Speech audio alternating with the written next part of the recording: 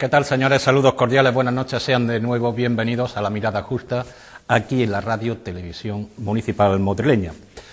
Hoy, pues, abordamos un programa con un título bastante sugerente, porque se llama Política y Ética, ni nada más y nada menos. Ignacio Pérez, bienvenido. ¿Qué tal? Hola. Saludamos también a un maestro de escuela, ¿no?, como gusta de llamarse, sí. José Antonio Plaza. ¿Qué tal, José Antonio? Hola. Bienvenido también. Ignacio, política y ética, porque antes Aranguren, que decíamos en otros programas que parecía que era un libro de cabecera, era ética y política. Tú has querido que esto se llame política y ética. ¿Cómo lo vamos a enfocar? Hombre, lo vamos a enfocar porque, pues, en el sentido de que la ética es la que debe regir a la política, ¿no? Y creo que este es un programa, un tema, mejor dicho, un tema interesante, siempre interesante, y de máxima actualidad ahora, ¿no? Porque estamos raros el día que no aparece en la prensa alguna corrupción de algún político, ¿no? A uno que le encuentra no sé cuántos miles de euros debajo del colchón y otro que ha firmado una licencia urbanística, en fin. Y entonces, pues, es un tema realmente interesante y de actualidad siempre, ¿no? Y claro, recordando esa frase tan repetida de aquel inglés, aquel Lord inglés, Lord Acton, ¿no?, del siglo XIX, que decía que la política tiende a corromper y la política absoluta, o sea, el poder tiende a corromper y el poder absoluto corrompe absolutamente, ¿no? Bueno, pues teniendo eso en cuenta, además esto ya lo había dicho Jesucristo 19 siglos antes de Lord Acton, ¿no? Jesucristo dijo: los jefes de las naciones, ¿no?, y los que mandan en ellas los tiranizan, pero vosotros no debe ser así, ¿no? Entonces, por eso digo que es un tema realmente interesante y luego de máxima actualidad siempre. Se me ocurre, José Antonio, pensar, porque hablando de ética, hablando de principios morales, tú que has estado toda la vida con los más pequeños, con los chavales, es difícil introducir en unas mentes que están muy receptivas, pero que todavía están sin madurar. ¿Cómo se hace ese proceso, José Antonio? Yo creo que siempre hay formas para que entre las relaciones de alumnos entre sí, alumnos con profesores y demás, y por supuesto con la gente de la calle, las relaciones que debe de tener o que se pueden ir poquito a poco introduciendo en el niño y que la vaya viviendo, pues lealtad, cómo uno se van dejando las cosas al otro, de respeto, cómo aquello que me han dejado realmente lo debo de cuidar para después entregárselo a mi compañero o amigo que me lo ha dejado. Es decir, son una serie de normas, como acabamos de decir, que se tienen que ir dando paulatinamente, y que eso que va viviendo el niño es lo que tiene después que ir llevando en su forma de vida normal. Pero yo pienso que no solamente en la escuela, porque nosotros somos maestros efectivamente, pero somos también padres, y también hay otra serie de elementos más de la sociedad. Todos deben de ir por el mismo camino. Entonces esas pautas se deben de ir poquito a poco y introduciendo a los chavales, sí.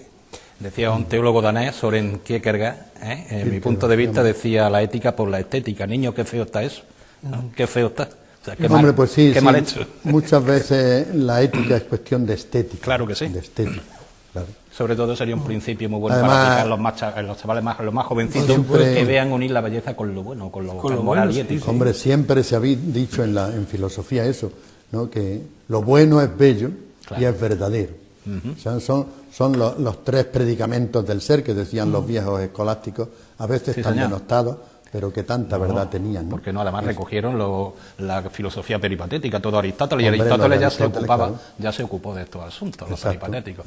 ¿Qué nos enseña la doctrina social de la Iglesia? Hombre, pues la doctrina social de la Iglesia nos dice que la política, que por otra parte es una actividad, o debe ser una actividad noble, claro, porque es muy necesaria, claro, porque en definitiva la política no es otra cosa sino la organización y el funcionamiento de la polis, ¿no?, o sea, del pueblo, de la sociedad, ¿no? Entonces, desgraciadamente, la política está, pues, minusvalorada en nuestra sociedad, pero a veces por culpa de algunos políticos, ¿no? Pero en realidad tendría que estar estimada, porque es muy necesaria la política y una actividad noble, ¿no? Y entonces la política, en definitiva, es eso, es la organización y el funcionamiento de la sociedad, ¿no? Pero para que sea así, y para que sea realmente eficiente y organice de manera eficaz la sociedad, pues tiene que estar regida por la ética. Y la ética, en definitiva, pues es la disciplina filosófica que nos dice esto debes hacer, esto se debe omitir, esto se debe hacer porque es bueno y esto se debe no hacer porque es malo, ¿no? En definitiva. Entonces, cuando esta noche usemos nosotros la palabra política y la palabra ética, la entendemos en este sentido, ¿no? Me parece muy bien reivindicar ahora que la política es una actividad noble. Es noble y necesaria. Claro que sí. Muy noble y muy necesaria. Vamos a recordar que ahora están saliendo, como decía Ignacio al principio del programa, alcaldes y concejales acusados de corrupción. No olvidemos que hay miles de alcaldes y decenas de miles de concejales que trabajan muy honradamente y muy honrosamente. Claro, por eso no se puede generalizar y decir los políticos, no, son este político, el político, ¿no? Es una actividad noble y necesaria. Es muy noble y necesaria, ¿no? Más cosas, Ignacio. Entonces, hay en la historia de la política y de las relaciones de la política y la ética, hay quienes defienden que no se pueden conciliar la ética y la política, ¿no? Entonces, por reducir, por sintetizar, pues en primer lugar tenemos los diversos anarquismos que condenan todo poder político, ¿no? Entonces, claro, a los anarquistas no le hablemos, ¿no?, de política y ética, en cuanto que ellos el poder político lo condenan, ¿no? Y dicen que es la sociedad la que debe organizarse como tal, ¿no? Yo tengo un gran respeto para el anarquismo, ¿eh? Para el verdadero anarquismo, aquellos anarquistas de los años 30, que eran verdaderos apóstoles, ¿no? Aquella gente. Y que eran utópicos, pero es que la utopía es muy interesante, ¿no? Entonces yo tengo un gran respeto hacia ellos, ¿no? Luego hay otros anarquistas que han desmejorado o que han banalizado, diríamos. Sí, dicen sobre todo las teorías de Bakunin eran precisamente estos anarquistas los que eran muy rectos, eran muy sobrios, muy exigentes muy con ellos honesta. mismos. Sí, señor. Eran gente muy honesta y muy... Sí, señor. Sí.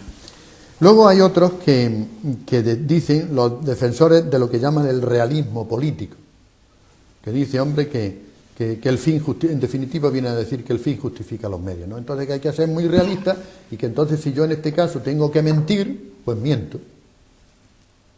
Pues no, señor.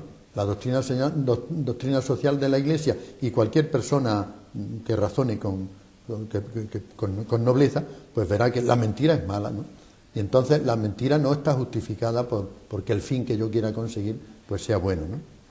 Y luego finalmente hay otros que dicen que en teoría la política debe someterse a la ética, pero que luego la práctica pues no es muy difícil y entonces no es así, ¿no?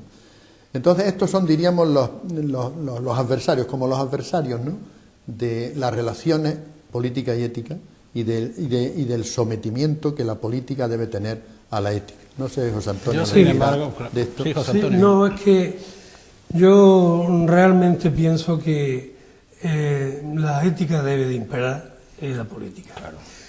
Como cualquier otra actividad humana que nosotros tenemos, en donde tenemos que desarrollar precisamente el ser ético, la política se tiene que dar. No, y lógicamente se puede dar una dualidad ahí dentro del político en cuanto a ese imperativo ético, como se hablaba, o otro, bueno, imperativo ético de decir tengo que hacer esto, se me impone hacer esto, ¿no? Y bueno, otra clase de imperativos por idealismo, en donde muchas veces no siguen realmente las pautas que deben de seguir. ¿Por qué no las siguen? Porque las condiciones ya de la sociedad han variado y entonces no se puede seguir por ese camino. Pero yo creo, sinceramente, que dentro de la política, en donde deben de confluir el Estado, y el Estado no solamente, por ejemplo, por decir español, sino entre todos los Estados, existe una universalidad en donde hay elementos éticos que no pueden faltar. Por ejemplo, cuando se habla del hambre en el mundo, el hambre en el mundo es un imperativo ético absoluto, en donde hay, bueno, pues lógicamente va impregnado la misma dignidad humana y eso no podemos cerrar los ojos y dejarlo pasar. Claro, después viene un problema añadido y es que algunas veces cuando hablamos de relaciones ética y política, que yo no creo que tengan que ser términos excluyentes, sí se dan ciertos regímenes políticos que imponen cierta ética. y sin ir más lejos en el campo de la educación. Yo he estudiado, y ustedes, que son unos años mayores que yo, también han estudiado la formación del espíritu nacional en el bachillerato, donde se imponían una serie de criterios éticos, entre comillas, que eran pues inspiradas en la ley del movimiento franquista. Quiero decir, y también pasó en la Rusia stalinista, que decís que entonces cuando la política impone un modelo de ética, eso es otro peligro. Claro, evidente que es un peligro, ¿no? Porque debe ser al revés, ¿no? La ética rectamente entendida, ¿no?, es la que debe de regir la política, ¿no? Y esto es lo que defiende la doctrina social de la Iglesia, defiende que la ética es la que debe regir a la política, ¿no? Y claro, la doctrina social para esto se basa en dos bases, ¿no?, en dos fuentes. Uno es en el derecho natural y la otra fuente es la palabra de Dios, ¿no?, concretamente los evangelios. Entonces, de ahí es donde la doctrina social saca los grandes principios iluminadores de la política, ¿no? Y entonces es lo que podemos ir viendo, ir desgranando los 4 o 6 grandes principios que a la luz de la doctrina social, y pienso que a la luz de cualquier persona bien pensante, pues son los que deben regir a la política, ¿no? El primer principio es el principio de la verdad. O sea, la política se debe hacer a la luz pública. O como decían los griegos, que son los inventores de la democracia, ¿no?, y por tanto de la política con palabras mayúsculas, la política hay que hacerla en el ágora, el ágora, que era la plaza pública de los pueblos, que hoy día es el Parlamento, ¿no? Entonces, en el Parlamento, un Parlamento elegido democráticamente, ahí es donde se debe hacer la política, y siempre regida por la verdad. Ya dijo Jesucristo, la verdad os hará libres. Amigo Juan, la verdad os hará libres. Eso lo dijo Jesucristo hace ya casi 21 siglos. Lo sé. Exacto. Entonces, por ejemplo, por citar algunos textos, pues tenemos la Pacem in Terris del gran Juan 23, que dice en su número 35, dice: por esto, la convivencia civil solo puede juzgarse ordenada, fructífera y congruente con la dignidad humana si se funda en la verdad. Luego va a seguir diciendo otros principios, ¿no?, la justicia, el amor, etcétera, ¿no?, pero ahora concretamente la verdad, ¿no? Bueno, en principio, primer principio, esto lo adopta cualquier democracia que presuma de ser democrática. Exacto. Cualquier democracia con mayúsculas. Eso. O sea que eso está asumible por todos. Podría ser un denominador común. Debe ser un denominador común, bueno, ¿no? Que todo político, pues él defienda primero la verdad. O sea que no por conseguir otro fin o otro objetivo, pues yo tenga que mentir. No. Primero la verdad, ¿no? Y con luces y taquilla. Y la verdad en los medios de comunicación también, y esto nos interesa especialmente en el medio en donde estamos, ¿no?, que tiene tanta influencia la televisión hoy día. En el mismo Papa, en la Pacem in Terris, en el 90, dice: exige por último la verdad que en el uso de los medios de información que la técnica moderna ha introducido y que tanto sirve para fomentar y extender el mutuo conocimiento de los pueblos, se observen, en los medios, ¿no?, se observen de forma absoluta las normas de una serena objetividad. Es otro principio claro, que por lo menos los manuales de estilo, de las normas de estilo, los distintos medios de comunicación, rige. Porque tú coges unos periódicos y ya sabes lo que te van a decir sobre este asunto. Coges otro y sabes que te van a decir otra cosa. Exacto. Luego, ¿dónde está la verdad? Bueno.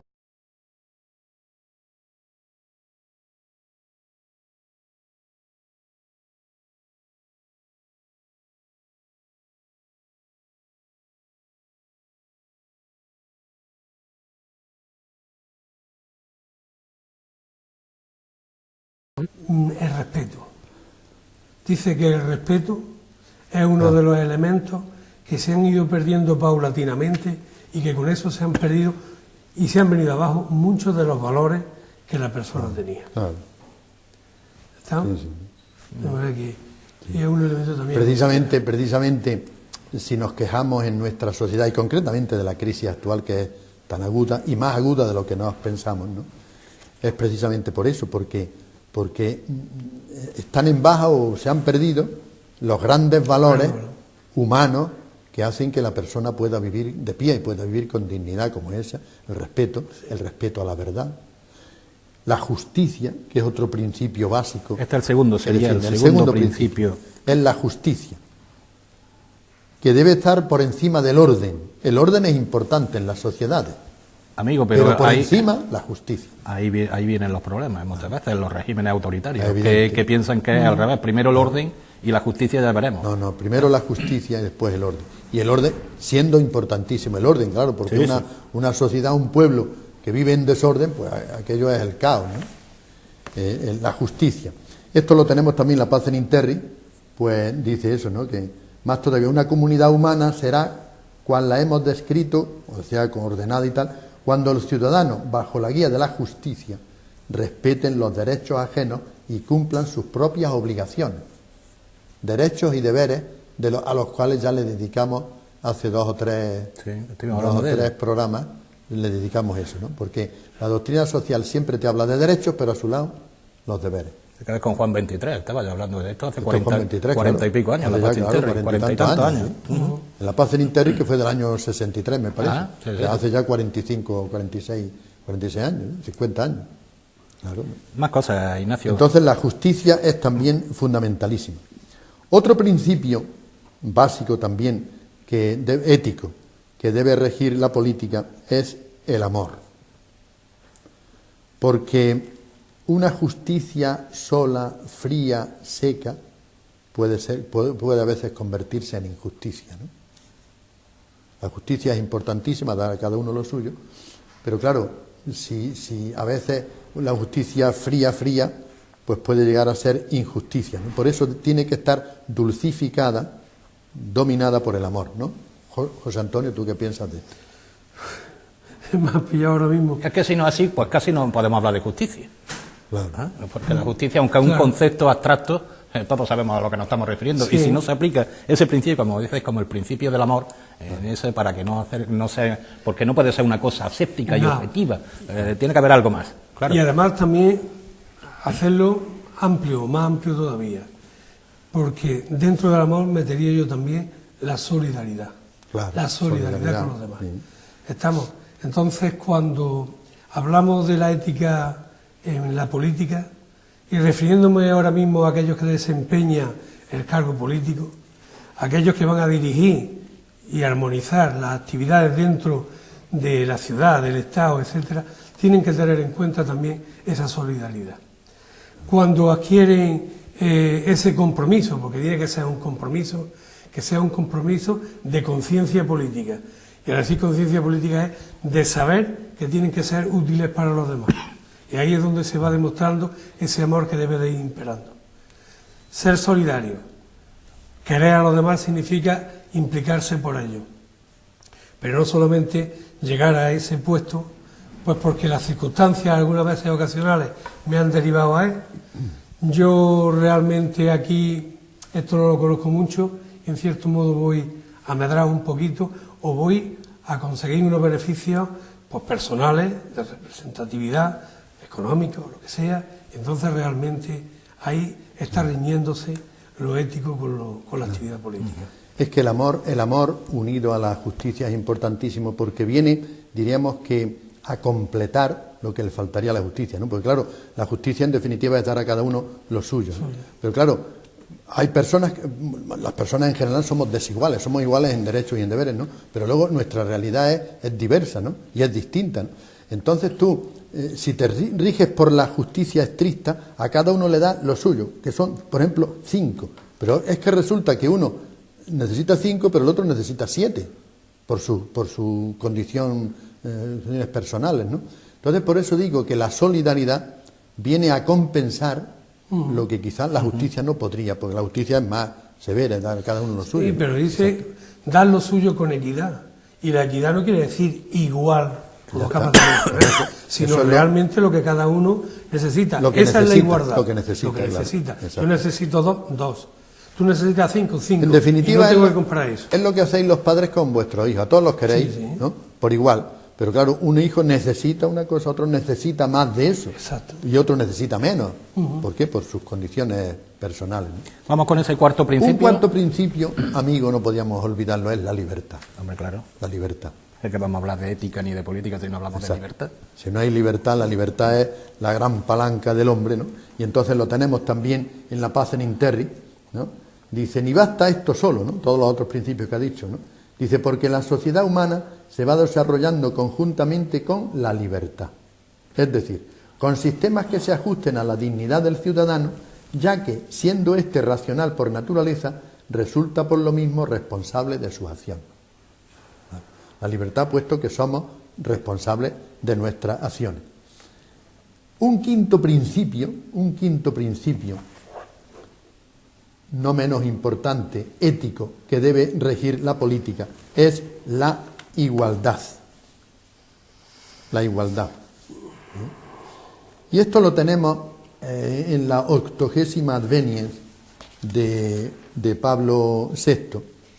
En su número 22 dice, al mismo tiempo que el progreso científico y técnico continúan transformando el marco territorial del hombre, etcétera, etcétera, noble aspiración más viva a medida que se desarrolla su información y su educación.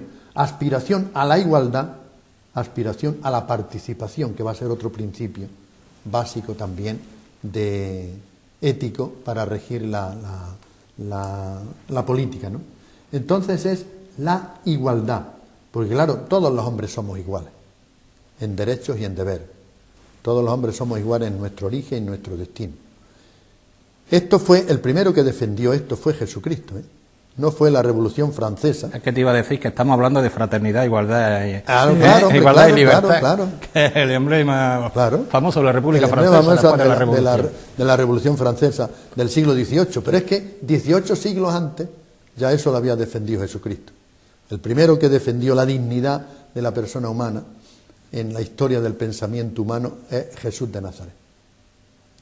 Luego, lo que pasa es que tristemente los eclesiásticos de los siglos XVIII y XIX, pues no sé por qué no supieron estar, muchos de ellos, supieron estar a la altura de las circunstancias, y entonces le dieron protagonismo a la Revolución Francesa de la liberté, fraternité e égalité. No supieron estar las circunstancias en este país, Ignacio, sobre todo. En este país, sí, en este país.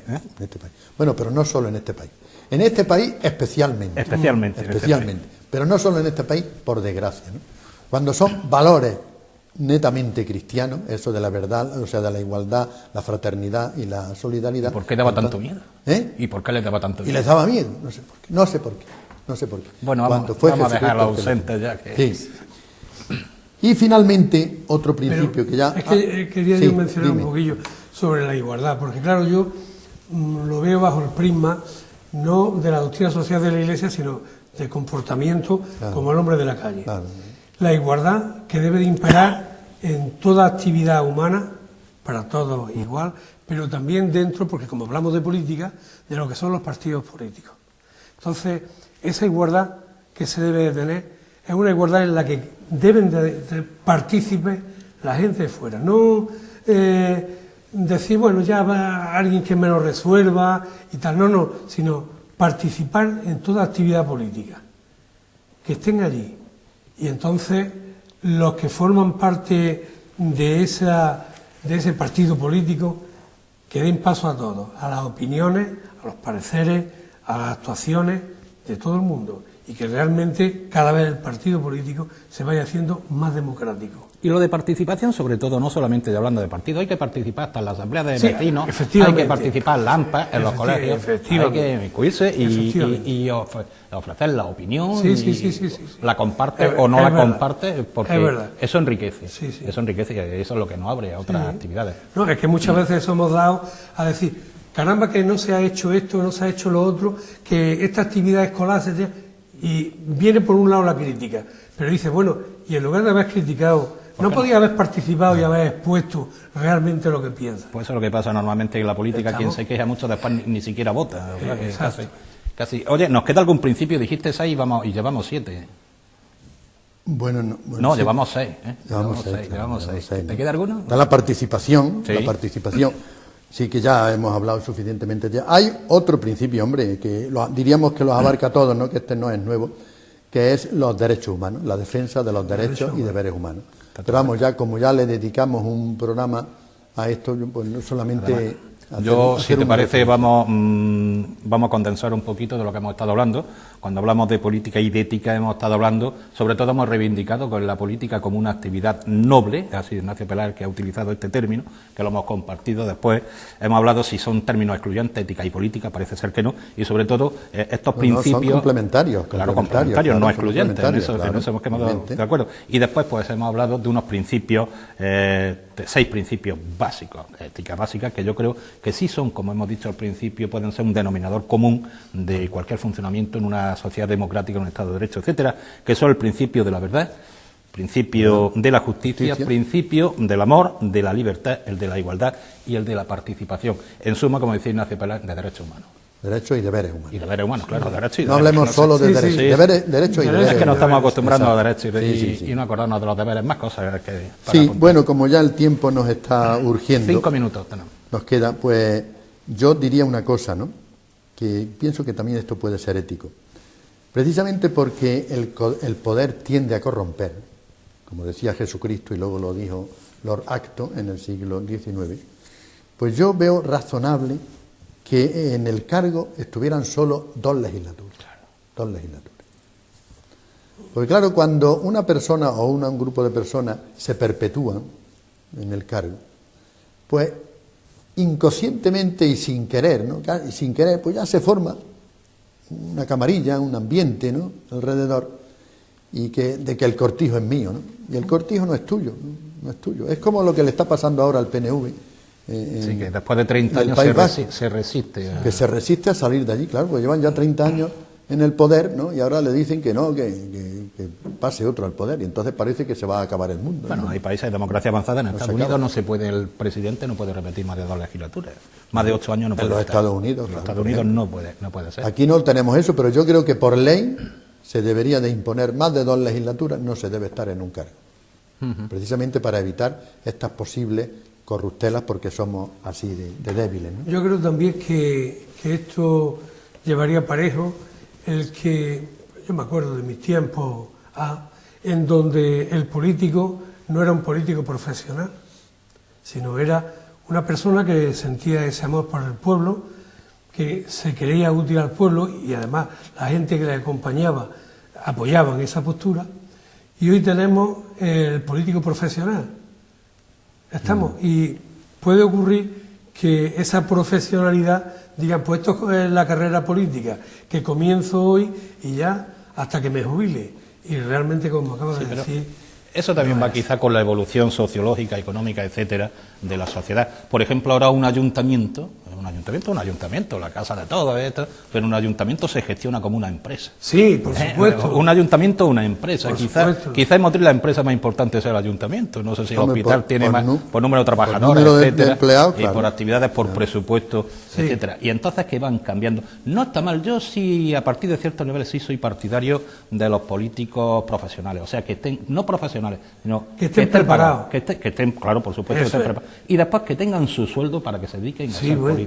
Eso sí. Bueno, esos son los funcionarios. No, al político político. Pero sí. Al político político, un concejal que se dedica a la concejalía, a trabajar en un pueblo como este, debe tener su sueldo. Para dedicarse en exclusiva. Sí, pero que no de manera estable.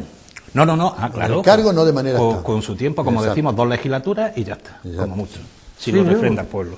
Sí, yo no aparto la idea de que efectivamente un ayuntamiento tiene hoy una administración compleja, por supuesto, aún por pequeño que sea, ¿de acuerdo? Ahora, el político, que no se ha hecho la carrera de político, soy profesional y que ya está, y que aquí tengo que terminar mi día, sino que efectivamente que se vea que hay que dar también paso a otras ideas, a otra gente joven, que bueno, que pueden aportar también.